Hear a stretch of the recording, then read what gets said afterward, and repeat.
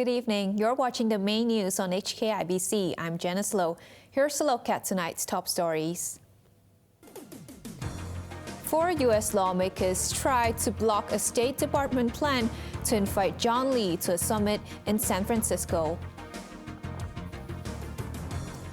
The government gets approval to challenge the acquittal of activist Chow Hang-tung over an unauthorized vigil. And wildfire smoke from Canada makes New York's air quality the worst in the world.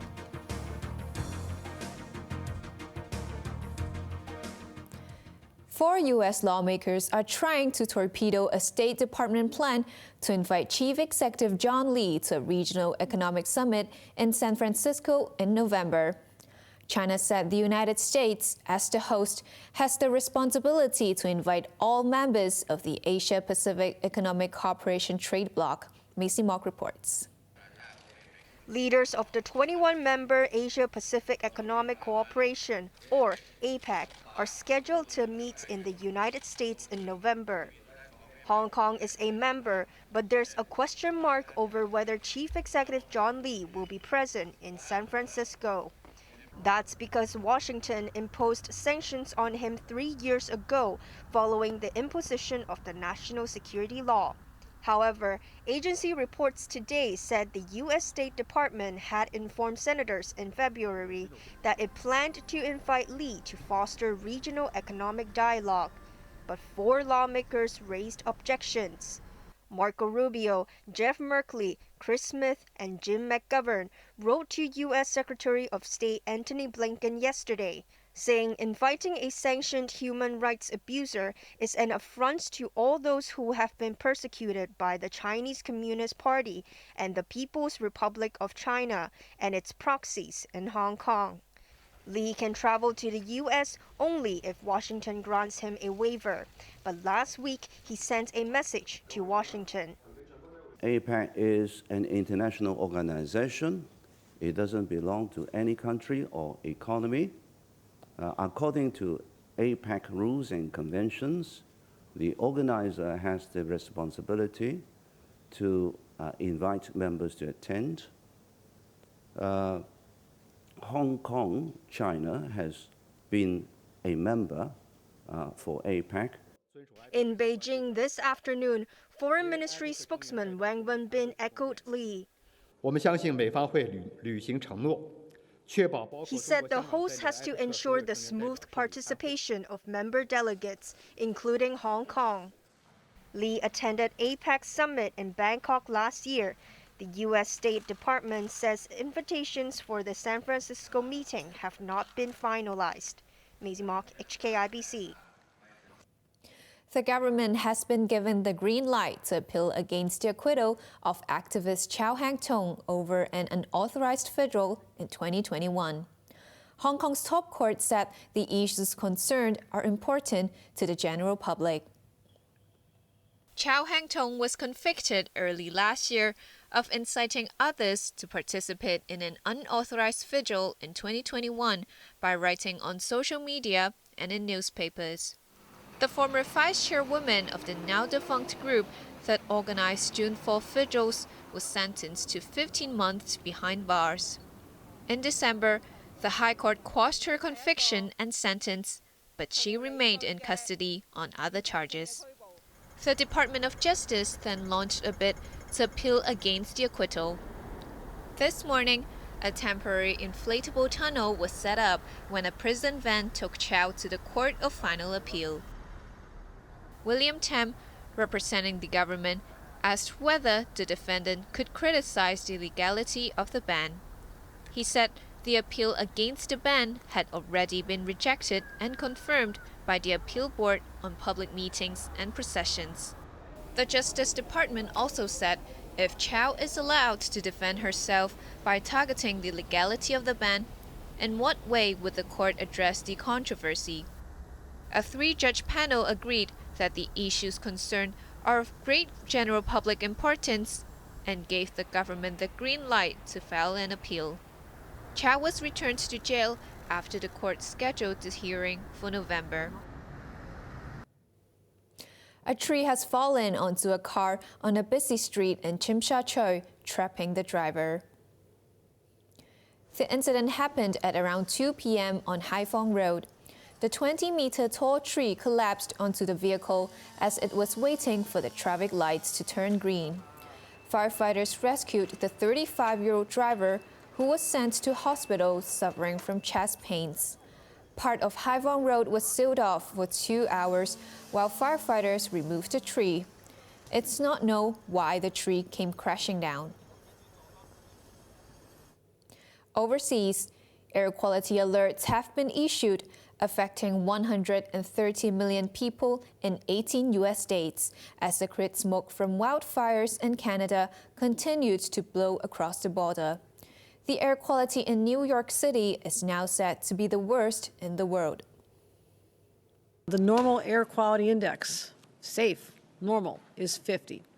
Parts of our state have seen a level of over 400 in the last 24 hours. You don't need to go out and run tonight. You don't need to go out and take a walk. You don't need to push the baby in the stroller. This is not a safe time to do that. I want to reiterate that.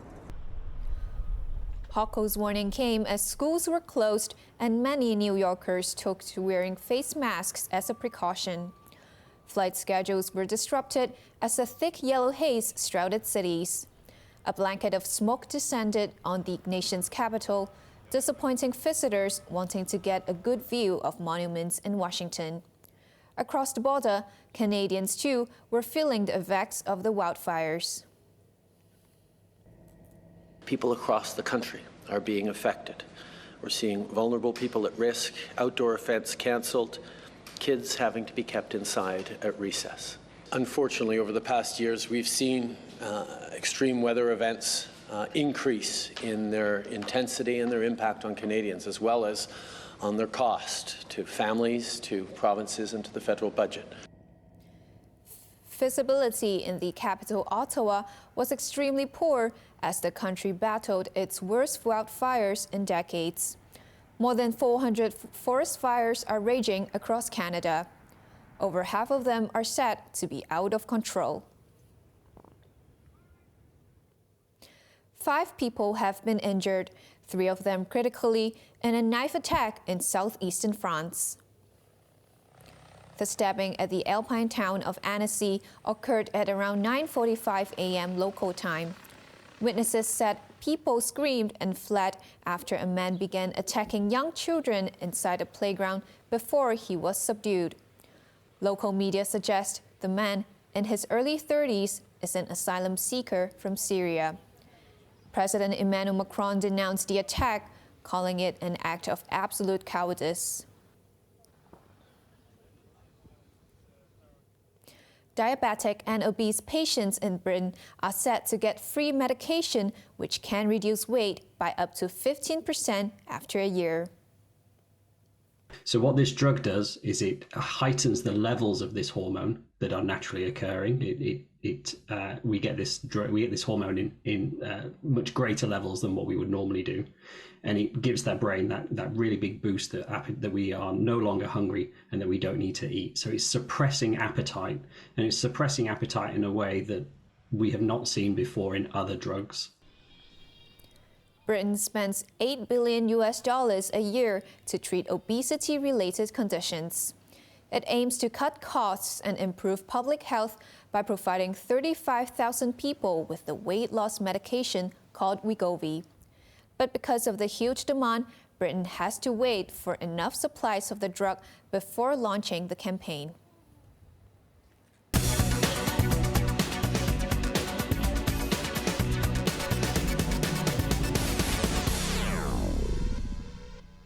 Standard Chartered Bank is reported to have started laying off more than 100 workers, including some from Hong Kong, as a cost-cutting measure. The Asia-focused lender plans to reduce costs by more than $1 billion, according to Bloomberg. The staff cuts will also affect London and Singapore. Standard shares in Hong Kong gained 1.3% on the news. Financials were the big winners today as the Hong Kong stock market eked out a small gain. Agricultural Bank of China surged 2.3% after mainland state banks reduced interest rates on yuan deposits in a bid to spur the economy. The second cut in less than a year also saw ICBC gaining almost 1%. Investors gave the thumbs up to insurers too, with AIA jumping 1.7% and Ping An rising 1.1%. Techs retreated, with Baidu losing 1.4% and Alibaba dropping 0.8%. Now let's take a look at the markets. The Hang Seng Index ended the day up 47 points.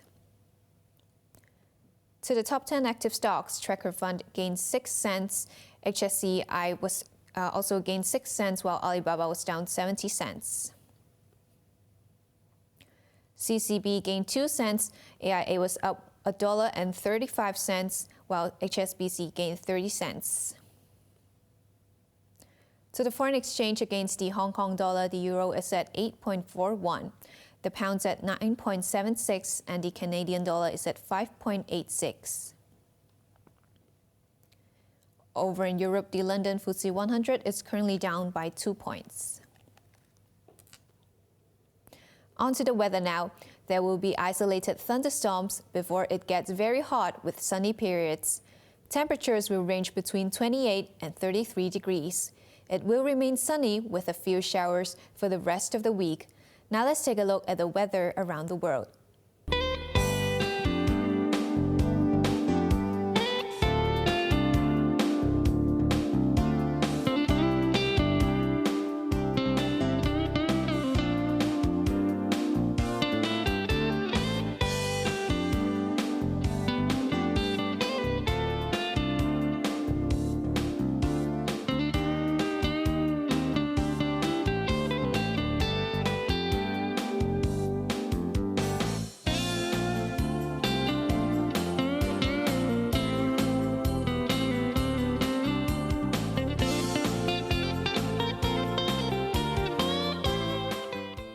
That's our main news for Thursday night. Join us for more news at 11. I'm Janice Lo. Good night.